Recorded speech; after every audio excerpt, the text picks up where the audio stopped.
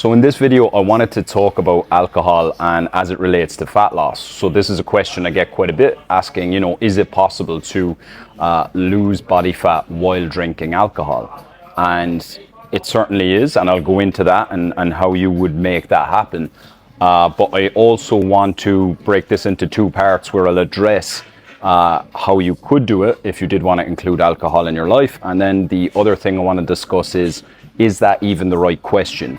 Are you sure that you want alcohol in your life? And maybe it's worth taking a period of time to re-examine your relationship with the nectar of the gods. So firstly, let's talk to how you could fit alcohol into your life if you wanted to keep it in there, right? So obviously you can hear from the accent that I come from Ireland. And if you're watching this from Ireland or England or maybe the US, like in the Anglo-Saxon sphere, alcohol is... Hello there. Hello. How are you? Don't worry, it's selfie mode. I didn't record you or anything. Okay. You too. Sorry. So if that's the case, then you're going to want to know how to fit it into your lifestyle.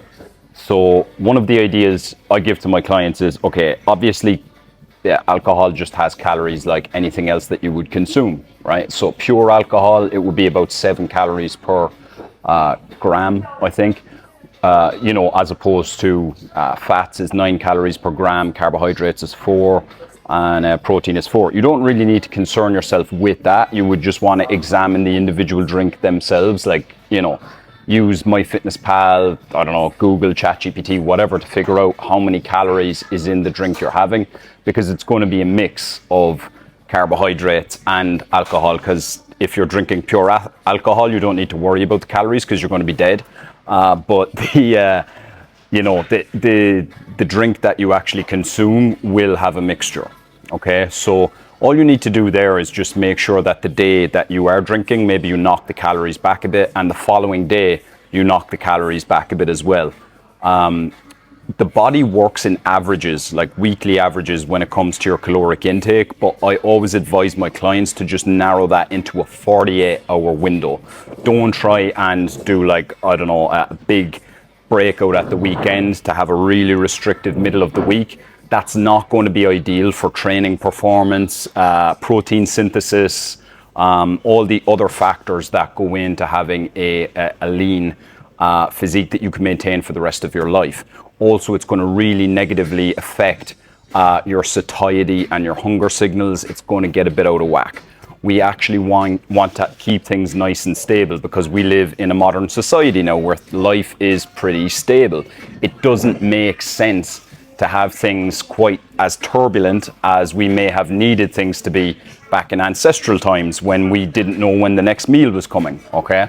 So it makes more sense to try and stabilize these things. So long story short, if you are going to, work alcohol into your calorie budget and then you're going to manipulate your numbers to match, just keep that within a 48-hour window. So maybe it's less calories on the Friday leading up to going out on Friday night, and then you knock off some on the Saturday as well to compensate. And then you're back to normal from there on out. So let's imagine you're consuming 2,200 calories a day, and that's, putting you in a deficit where you're losing weight consistently. And on Friday night, you want to go out and have 4 gin and tonics, let's say, right? About 100 calories each. You would then take 200 calories off your calories on the Friday to make some room, and then maybe 200 calories on the Saturday as well.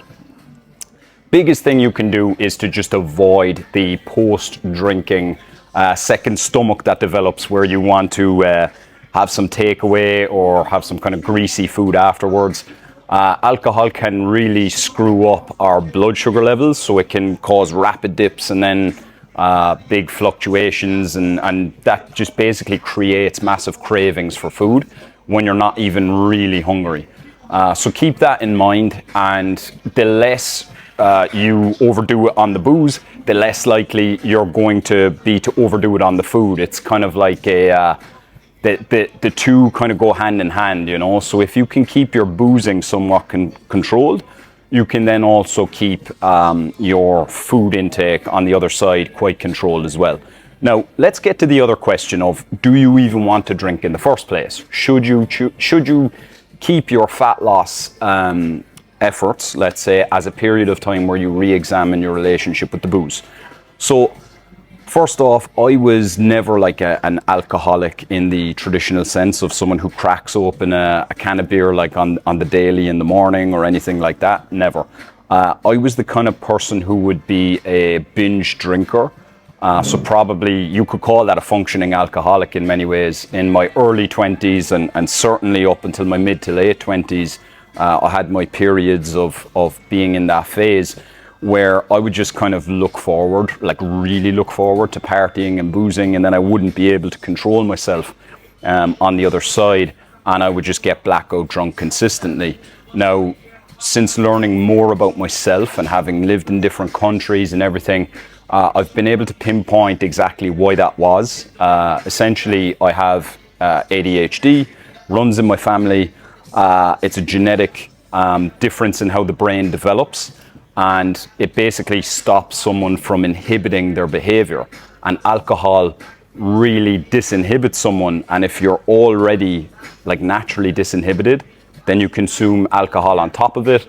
It gives me this boost in dopamine that my brain is seeking, but I'm further disinhibited, which then means that it's just like a snowball effect. I will just keep drinking until I just black out, and then, but it's not the kind of addiction of that I want to drink every day, because I can't be functional with it anyway, you know. So that was my destructive pattern with alcohol. Now, as I got more into building businesses, training, into my fitness, and just seeing the consequences from a calories in, calories out perspective, and how that you can't really negate calories in, calories out. You know, if you have the alcohol binges, it's going to affect you in some way, right? You can't completely wipe that out.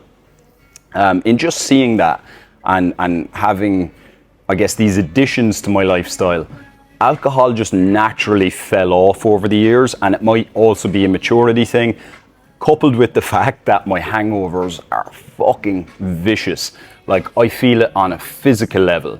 I feel it on a neurological level. Like, my nerves are worse. I even get like numbness and shit. Like, it really affects me. And I think it's a dopamine thing. It's probably just being depleted on the day when I'm not drinking, and I've had this massive spike the night before, but with none of the like cognitive benefits of like when you boost dopamine through like exercise or dopamine tone with caffeine, because caffeine doesn't actually increase dopamine. It just it affects like how your dopamine, the existing levels of dopamine you have, work on how they're amplified. So yeah, basically I was getting big spikes with none of the benefit. Now, many of the people I coach towards fat loss, they're high performers. So I define a high performer as someone who makes their work their first purpose in their life, right? For some people, their first purpose is to have a family, have kids, etc. And then whatever they do for work is kind of secondary to that.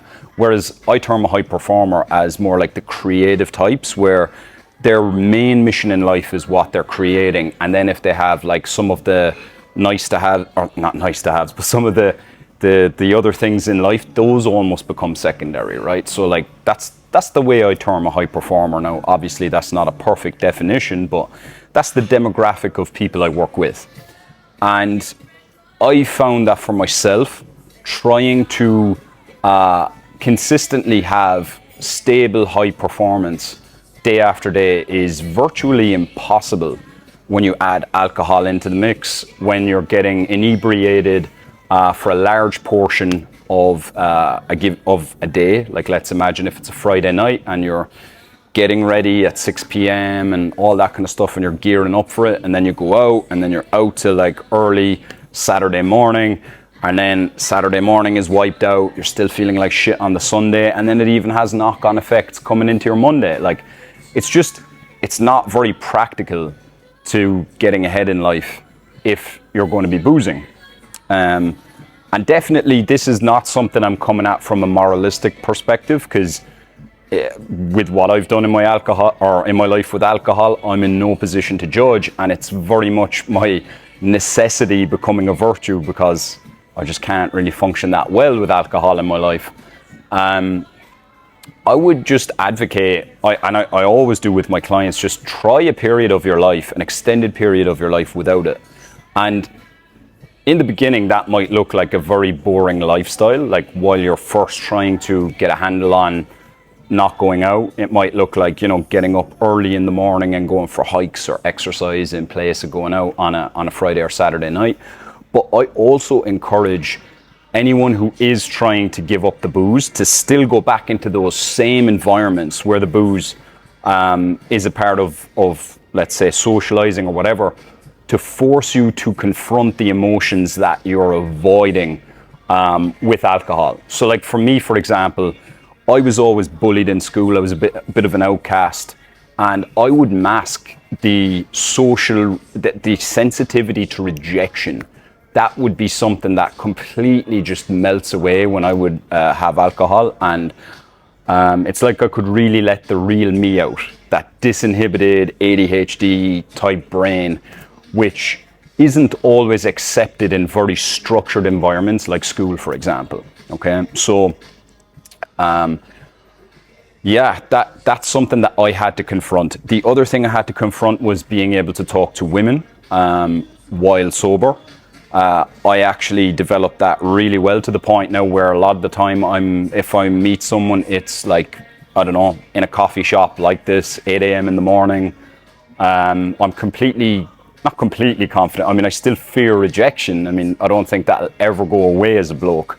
But at least I'm able to confront it, and I have the inner tools to process rejection, to process my emotions, and to not like dump that in the other person, or to see it as a rejection of me, but more like that we're just not a match. Like I have those kind of tools now, whereas I would completely outsource that to alcohol when I was younger. Okay. The other thing that I found with taking a break from the booze is getting a better relationship with that whole dopamine high, right? So when you know that you're about to go out and drink on a night out, like there's a thing in Ireland, England of pre-drinking, right? Or in America, they call it pre-gaming. And people often say that pre-gaming or pre-drinking is like the best part of a night out. And the reason for that is because dopamine is, in many ways, it's a neurotransmitter of anticipation, right? So like you're feeling your best when you're anticipating the reward. And just even that awareness now helps me to actually kind of have more control over that, and to realize that the anticipation or the moment where me and the friends or whatever are about to go out on the early part of the night, that's actually in many circumstances the best part of the night. There's no need for me to get drunk and then go on autopilot for the rest of the night. I can actually just enjoy that early part of the night. And if I want to stay out further, I'll stay out further. If I feel too tired, I'll just go home. And then I can consistently go out more and more because I'm not completely trashing myself every time I do go out. And that's actually what I found in general around booze, is that the more discipline I develop through not drinking, the more freedom it's given me in my life. The more I feel confident to just book random trips away, because I know I'll have more money anyway, and I'm not going to drink away my money when I'm on these trips. I can go out on nights out more consistently because I know that I'm not going to drink and that the next day will still be productive. I can actually go to the beat of my own drum. Even if I do go out, I can come away early or I can stay out late. You know, if my friends go home early, I have the confidence to just stay out myself and talk to other people. I mean, it just puts you back in the driver's seat, is what I would say. Now, obviously, that advice to go back into environments where booze is abundant might not be the best in the beginning, and it might also not be the best if you actually have genuine issues with alcohol. I mean, I am not a mental health professional, full disclaimer. I'm not a doctor. I'm not an addiction specialist. I'm just talking about how I've handled this, and I'm talking about it from a fitness perspective. I'm talking about it from a self-improvement and an optimization perspective. I'm not talking about it in terms of health emergencies, mental health emergencies, etc. Right? So those are my thoughts on the matter. Yes, you can get by with booze in your life, but just any of the clients I've seen who've or any of my friends even who've re-examined their relationship with alcohol and have done a stint away from it have all benefited in the process. And I'm not saying that I'm going to be booze-free forever. I'm under no illusions that way. I mean, the next time I go back for a trip to Ireland, I tend to just let my hair down, and I tend to go with it fully with the environment I'm in, because drinking is a huge part of the social culture there. And I like to do it when I'm in an environment where I'm around family, I'm around friends. I'm not in that state of trying to climb the ladder, let's say. I'm just in a state of being. I find that then I can do it fine, and it works well for me in those environments. Also, I think it is an age thing. I think that when you get into your 30s, even 40s, there's something about probably your body prompting you to want to raise kids and to parent them that makes you less, I don't know, it's just your body puts on the brakes when it comes to booze. Because I even remember as a kid observing my parents, and they really didn't drink much, or they had a very healthy relationship with alcohol when we were young. And then as we grew older and we flew the nest, it's like they went back to their 20s, you know, not alcoholics, but like they just enjoy their nights out a lot more, to the point where when I'm around them, I feel like I'm the parent now and they're the teenager, you know. So those are my thoughts on the matter. You can absolutely keep booze in your life. It will just have to be in moderation when you're drinking. But if you are in any way feeling like it's not benefiting your life right now, just know that there are a lot of people who are doing this experiment with not boozing. They're benefiting a lot from it, and they don't have to deny any fun or any joy in their lives without it. It just takes a little bit of a adjustment period where your brain has to just kind of recalibrate where it gets its jollies from. And then you'll feel like you probably never want to go back. So yeah, anyway, hope this was helpful. Have yourself a great weekend, and I'll see you in the next video.